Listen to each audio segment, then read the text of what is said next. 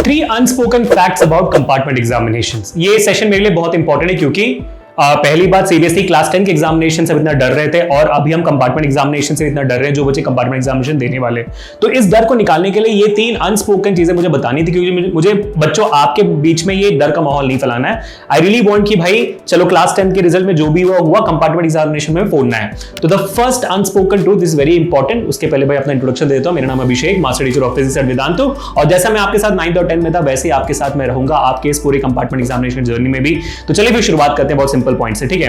Point number 1 में कहना चाहता हूं, सबसे पहला जो क्वेश्चन है कि क्या कंपार्टमेंट एग्जामिनेशन टफ होते हैं, हार्ड होते हैं? That's the question number 1। The answer to that question is absolutely not. मतलब ऑफ कोर्स ये बात है, आपके लिए शायद थोड़ा हार्ड हो सकता है क्योंकि आप अगर कंपार्टमेंट में आए हुए हो तो 90% चांसेस आर देयर क्योंकि आपको पेपर हार्ड लगा होगा, आप नहीं लिख पाए होंगे, है ना। बट इन जनरल अगर मैं कंपेयर करूंगा कंपार्टमेंट एग्जामिनेशन के पेपर से और आपके सीबीएसई 10th एग्जामिनेशन की बोर्ड के पेपर से, तो वो दोनों पेपर सिमिलर होने चाहिए in the terms of difficulty level, या तो फिर उसका थोड़ा नीचे होगा कंपार्टमेंट एग्जामिनेशन, अबव तो बिल्कुल नहीं हो सकता है। So you can expect your compartment examination paper also to be between easy to medium level as compare to an average student, है ना। तो इसलिए क्या करना है, जो भी आपका पेपर मिला भाई, आपको आंसर कीज मिल चुके हैं, सीबीएसई से आंसर कीज आ चुके हैं, उनको डाउनलोड करिए, समझिए कि भाई सीबीएसई एग्जैक्टली चाहता क्या है, आप क्या लिखो एग्जैक्टली, और आपके वीकनेसेस क्या है, स्ट्रेंथ क्या है, उनको समझिए, अपने गलतियों को सुधारिए और कंपार्टमेंट एग्जामिनेशन के लिए प्रिपेयर करिए, ठीक है। अब बात करते हैं पॉइंट नंबर 2 की, कि मान लीजिए कि अगर आप आपके कंपार्टमेंट एग्जामिनेशन में दोबारा फेल हो जाते हो तो फिर क्या करेंगे। मतलब मान लीजिए आपका साइंस में कंपार्टमेंट आया है और आप साइंस पेपर लिख रहे हो और साइंस में कंपार्टमेंट एग्जामिनेशन लिखने के बाद आपके उसमें 33% नहीं आए, तो फिर आप क्या करोगे। जवाब उसका बहुत सिंपल है, आप कंपार्टमेंट एग्जामिनेशन का जो पेपर है उसको भी रीइवैल्यूएशन के लिए अप्लाई कर सकते हो आप, ठीक है। ये पहला प्रोसेस है, ये पहला तरीका है, आप उसे भी रीइवैल्यूएशन के प्रोसेस के लिए अप्लाई कर सकते हो। अगर आपको कॉन्फिडेंस है नहीं भाई मैंने तो लिखा है 33% जितना तो मैंने लिखा हुआ है, जैसे आप 10th के रिजल्ट में जो आपका आया हुआ है उसको आप रीवैल्यूएशन के लिए भेज सकते हो, वैसे ही आप कंपार्टमेंट एग्जामिनेशन के भी रीवैल्यूएशन के लिए भेज सकते हो।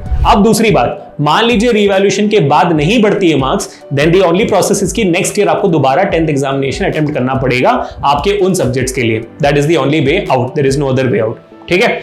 अब बात करते हैं पॉइंट नंबर 3 की, कि हमारा माइंडसेट क्या होना चाहिए। मैं आपको इतना कहना चाहता हूं कि गाइस ये कंपार्टमेंट एग्जामिनेशन ये वगैरह सब भूल जाओ, आप बस अपनी पढ़ाई पे ध्यान दो।